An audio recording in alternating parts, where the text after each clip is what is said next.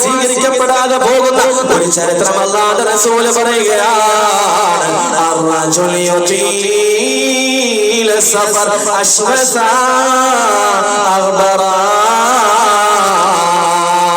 വിദൂരമായ യാത്ര കഴിഞ്ഞ് വരുന്ന ഒരു സഹോദരൻ, ഒരു പുരുഷനുണ്ടല്ലോ, അവന്റെ വസ്ത്രങ്ങളെല്ലാം മുഷിഞ്ഞിരിക്കുകയാണ്, അവന്റെ തലമുടി ജട പിടിച്ചിരിക്കുകയാണ്. അങ്ങനെയുള്ള വിദൂരമായ യാത്ര കഴിഞ്ഞ് വരുന്ന, ദൂരമായ യാത്ര കണ്ട് ക്ഷീണിച്ചു വരുന്ന ഒരുത്തരുണ്ട്.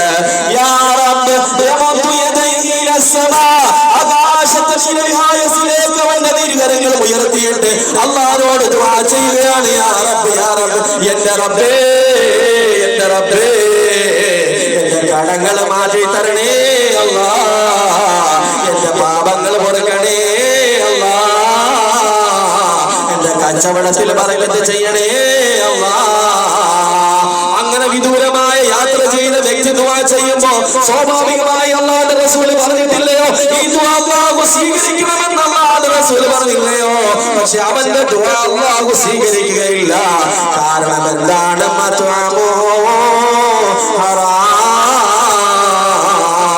വമശ്റബുഹു ഹറാം വമൽബസുഹു ഹറാം.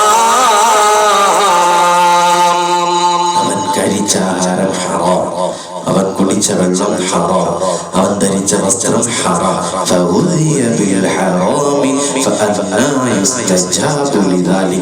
ഹറാമിനാൽ മുഴുവനും കൂട്ടപ്പെട്ടിരിക്കുന്ന ഇവന്റെ ദുആ എങ്ങനെ സ്വീകരിക്കാൻ? തീർന്നു.